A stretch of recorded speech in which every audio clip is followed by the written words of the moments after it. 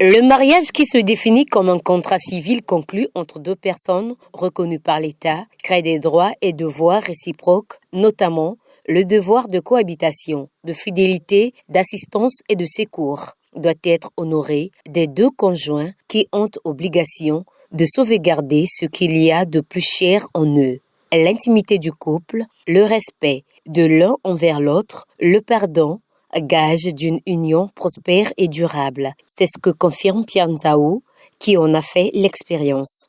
Moi, par exemple, avec votre maman, nous avons commencé dans l'apothéose, non ?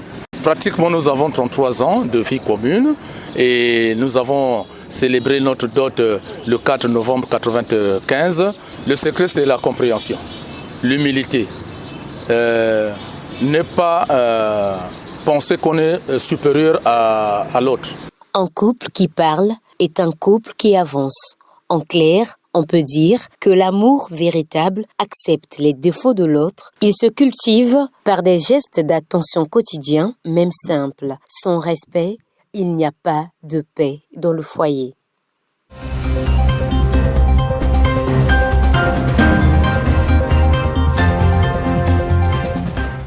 Le correspondant de presse est un homme ou une femme rigoureusement formé comme professionnel pratiquant de la science appelée journalisme. Donc, monsieur ou madame est journaliste travaillant dans son pays d'origine ou pas, comme correspondant de presse d'une chaîne de radio, de télévision, d'un journal de presse écrite ou d'une agence de presse d'un pays étranger. Ce journaliste, appelé correspondant de presse, est accrédité triplement par le média employeur, le ministère de la Communication des médias d'une part, et celui du ministère des Affaires étrangères d'autre part. Correspondant de presse, bon métier qui paye à la tâche. Outre la formation, le journaliste correspondant de presse doit être remuant, dynamique, prompt, créateur, innovateur et infatigable. Le correspondant de presse, toujours lui, a intérêt de développer sa curiosité, s'approprier les techniques d'un bon recherchiste doté d'un capital relationnel aidant. Journalistiquement, le correspondant de presse a l'obligation de connaître par cœur les genres journalistiques, ajoutés à ceux-ci la maîtrise de la langue de travail, cas du Congo, le français. À propos, Loïcia Martial, notre confrère, correspondant de presse de RFI au Congo, s'explique au micro de la RTA OPH. Un correspondant de presse, je dois vous dire, au quotidien, il est à la fois l'œil et l'oreille d'un média. L'œil et l'oreille d'un média qui a sa rédaction ou son centre de décision à l'étranger. Le correspondant est cet homme ou cette femme, si vous voulez, qui chaque jour ou presque propose à sa rédaction en chef un sujet sur ce qu'il a vu, ce qu'il a entendu, ce qu'il a bien vérifié auprès des sources. Les sources, elles peuvent être officielles, c'est le gouvernement. Les sources, elles peuvent être des sources locales. Elles peuvent être communautaires, hospitalières. Les sources peuvent être des ONG. La source peut être aussi un collègue journaliste, un média local. Donc généralement, les correspondants ne sont pas des spécialistes. Vous conviendrez avec moi que les correspondants ne sont pas des spécialistes. Ils sont plutôt généralistes. Puisque vous conviendrez avec moi que les sujets qu'ils proposent et qu'ils envoient à la diffusion pour ceux qui font la presse audiovisuelle et à l'édition pour les agences, les journaux et la presse en ligne, ces sujets vont généralement de la politique à la culture en passant par l'économie, la société, l'environnement, le sport. Un correspondant de presse ne se lève pas un matin et boutique un sujet à sa guise et envoie un produit prêt à consommer à sa rédaction. Ça n'existe pas. Dans certains médias locaux, il y a des journalistes, vous le savez, qui se comportent ainsi. Après avoir parfois reçu quelque chose ou un pourboire, il envoie des sujets prêts à consommer à la rédaction, les mettant devant un fait accompli. Mais quand on est correspondant de presse, on se lève un matin, on fait une proposition à la rédaction, on discute avec la rédaction, on détermine l'angle, sinon on l'accroche ensemble. On ne fait pas seul, on ne fait pas à sa tête, c'est de façon coordonnée. C'est ainsi qu'il faut travailler, toujours en harmonie avec la rédaction. Un correspondant de presse a quelques vertus, à mon avis, qui doivent le caractériser. C'est surtout la rigueur dans le traitement de l'information. Quand on est rigoureux dans le traitement de l'information, ça signifie qu'on ne traite de l'information qu'on a bien vérifiée en amont. Oui, les médias foisonnent dans le monde. Télévision, radio, journaux de la presse écrite, agences de presse et autres médias en ligne. Les générations montantes de la presse locale peuvent gagner financièrement et professionnellement en devenant correspondants de presse. Bonne chance!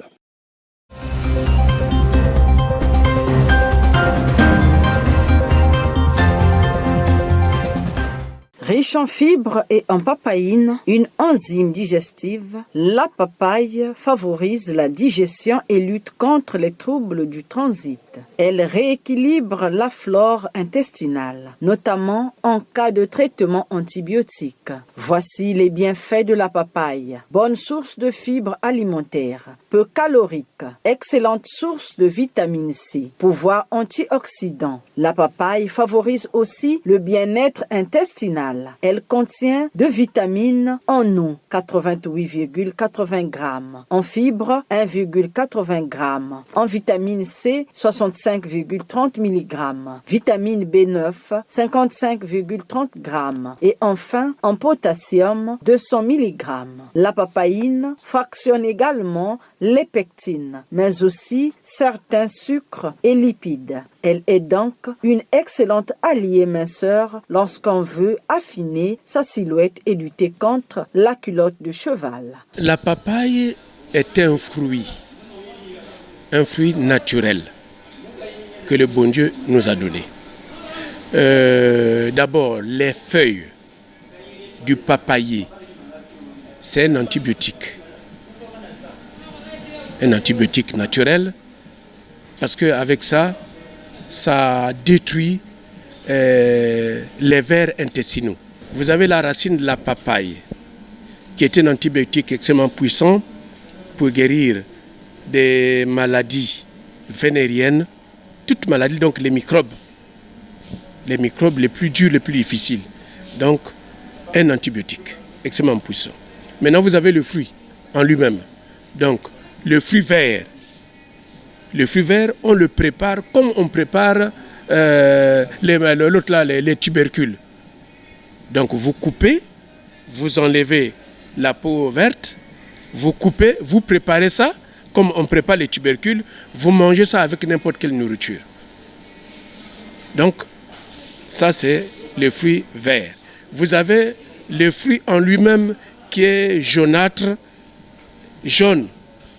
Alors, c'est extraordinaire. C'est extraordinaire parce que pour ceux qui suivent des douleurs gastriques, des maladies liées à l'estomac, les ulcères, la constipation, la papaye a la vertu de guérir toutes ces maladies. La papaye a pour vertu aider la digestion, améliorer la vue, elle fait mincir, diminue les risques de cancer et enfin aide à la longévité en bonne santé. On trouve ses origines en Amérique tropicale. L'espèce s'est rapidement propagée, notamment en raison des caractéristiques de ses graines qui conservent longtemps leur pouvoir germinatif. Elles ont ainsi pu supporter les longs voyages en mer ou sur terre qu'elles connurent à la découverte du Nouveau Monde. Dans la papaye, vous avez la vitamine A, vous avez du magnésium, vous avez du cuivre, vous avez du potassium, alors vous avez du zinc. Donc, ces vitamines-là vous donnent la possibilité de vivifier, de vitaliser votre corps parce que vous êtes fébrile.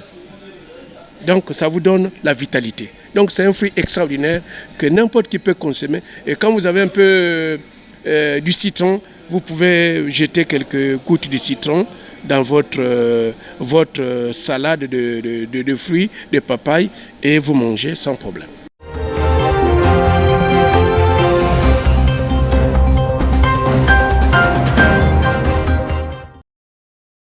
Au Mont Ararat, siège interdépartemental de l'association Lozolo Amour au péage de Pointe-Noire et du Kouilou, s'est tenu le samedi 18 avril 2026 de 13h à 17h un séminaire organisé par la commission chronique Pointe-Noire-Kouilou.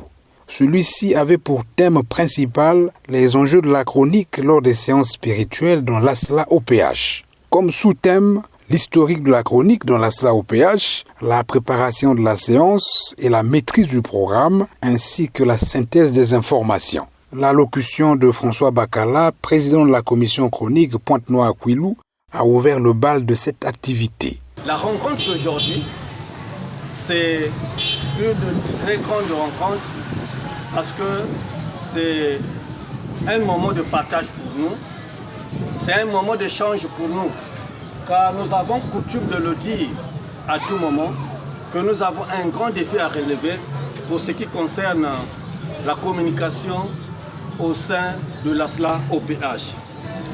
Point n'est besoin aussi de nous rappeler que la grandeur ne vient pas de la chance, mais de la construction. C'est de l'engagement que se construit la maturité. Nous sommes donc engagés aujourd'hui à participer à ce séminaire pour apprendre les basiques de la chronique à travers le thème « Les enjeux de la chronique ». Place ensuite au développement du premier sous-thème du séminaire, à savoir l'historique de la chronique au sein de l'ASLA-OPH, présenté par Brèche Le Cronier, avant d'être complété par François Bakala et Destin Taman. La chronique dans l'ASLA-OPH remonte des événements entre 1979 et 1980 où, lors des rencontres avec les frères et sœurs, le grand maître de l'OPH avait mis en place une technique de présentation de sa personne et de son enseignement. La chronique a donc été initiée dans les faits et la pratique par le président fondateur Papa Guy-Émile Foy Séti Kouabo lui-même. La chronique sera une activité bien structurée dans la pratique en 2001 avec l'arrivée aux affaires de la sœur vice-présidente du BCI, Caroline Kela Maungu, et c'est en 2008 qu'elle devient une institution à la suite de la nomination par le président fondateur de l'ASLA-OPH. Du premier coordonnateur général adjoint de la chronique et de l'information dans l'ASLA-OPH, selon la note numéro 018 du 14 avril 2008. S'en est suivi le second sous-thème portant sur la préparation de la séance et la maîtrise du programme développé par Destin Taman. La synthèse des informations a constitué le troisième sous-thème de ce séminaire. Au micro de nos reporters, François Bakala et Destin Taman, membres du bureau de la chronique internationale, documentaliste et formateur au bureau interdépartemental, se sont exprimés en ces termes à notre micro. Ce qui m'a motivé à organiser ce séminaire, c'est le fait qu'après un moment, nous avions compris que le métier, sinon le département de la communication, a intérêt d'avoir la maîtrise des basiques de la chronique pour éviter de faire de l'amateurisme. C'est cette raison qui a fait que nous puissions organiser ce séminaire-là afin de donner l'occasion à tout un chacun d'apprendre les basiques de la chronique. Le nombre de participants, c'est un peu difficile de dire que nous avons atteint le quorum parce que quand on voit Pointe-Noire est pratiquement à 18 sections d'arrondissement, s'il faut le dire ainsi. Dans chaque section d'arrondissement, on peut décompter plus de 5 chroniqueurs. Alors pour aujourd'hui, nous étions 20 participants. Franchement, c'est moindre. Mais comme on a toujours su le dire, il faut travailler avec la minorité agissante. Et cette minorité va propager l'information de bouche à oreille. Pour le prochain séminaire, j'aurais aimé que tous et toutes nous soyons mobilisés pour participer aux différents séminaires.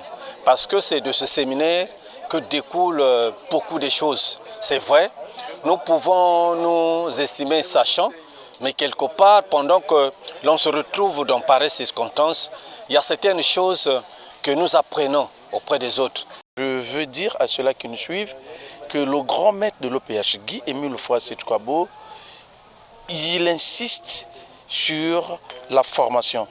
Il prend même un exemple, il dit on ne doit pas être comme un médecin ignorant. Or, si vous avez un médecin ignorant, la fin c'est quoi? C'est tuer les gens. Et nous savons que le micro, c'est l'élément très apprécié et aimable pour certaines personnes, mais c'est un danger permanent. Parce qu'il faudra savoir utiliser le micro. Vous utilisez mal le micro, vous allez détruire toute une nation. Et donc c'est pourquoi nous avons demandé à toutes les personnes de venir suivre ce séminaire afin de connaître ou comprendre les enjeux de la chronique au sein de l'association de Zolo. Kiaye Ngoulal, membre confirmé de l'OPH, l'un des participants, a livré ses impressions au micro de la RTAOPH. En fait, je suis flatté, très flatté, parce que je confirme ce que disait un penseur, que l'expérience est la vraie sagesse de l'homme. Il convient de noter que ce séminaire sur les enjeux de la chronique au sein de l'ASLA OPH n'est que la première d'une série appelée à se poursuivre.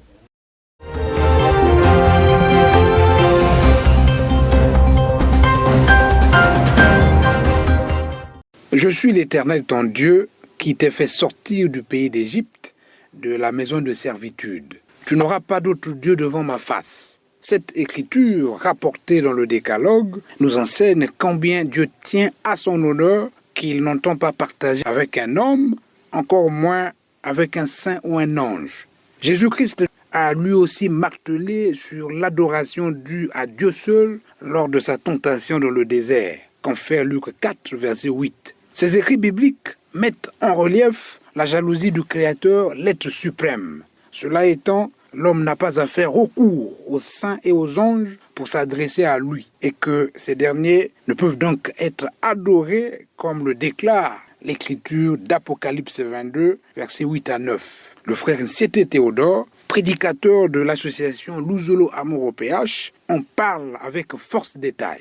Quand nous lisons les 10 commandements, il y a un commandement qui dit « Tu n'auras pas d'autre Dieu devant ma face et tu ne te prosterneras pas devant ces dieux-là ». Donc ça veut dire que si je prie un saint, si je prie un ange, c'est comme si je suis en train de prier un autre Dieu. D'ailleurs, qui est un ange? Qui est saint? Le saint, c'est celui-là qui a eu une vie terrestre conforme. Et à la fin, on l'a mis saint. Mais par contre, un ange, c'est une créature de Dieu qui est au service de Dieu, mais qui n'a pas connu de vie terrestre. Voilà la différence. Mais l'ange et le saint sont des serviteurs de Dieu. Nous aussi, nous sommes aussi, nous les hommes que Dieu a créés, nous sommes aussi des serviteurs de Dieu. Donc nous tous, nous avons un seul patron et je ne vois pas comment est-ce que moi je peux aller prier encore un saint ou un ange. Je vais vous prendre un exemple qui est dans la Bible. Si vous voyez dans le livre d'Apocalypse, au chapitre 22, il y a un ange qui est venu faire voir les choses à Jean qui était en séjour dans l'île de Patmos. Mais à la fin, Jean fait quoi? Il a voulu se prosterner, il a voulu adorer l'ange. Mais l'ange lui a dit quoi? Hey, garde-toi de le faire parce que moi aussi, je suis un compagnon de service comme toi. Donc garde-toi de le faire. Prie Dieu. Nous, à Luzolo, nous ne prions pas de saints parce que les saints, les anges sont aussi des serviteurs comme nous et nous obéissons à cette loi qui dit « Tu n'auras pas d'autre Dieu devant ma face ». Le seul Dieu que nous devons adorer, que nous devons vénérer, c'est le Dieu qui nous a créés et non les saints et non les anges. La position et le rôle dévolu aux saints et aux anges ne doivent en aucune manière nous entraîner à leur rendre un culte. Cela d'autant plus qu'un jour, associés à Christ dans son jugement et son règne, nous jugerons les anges. 1 Corinthiens 6, verset 3.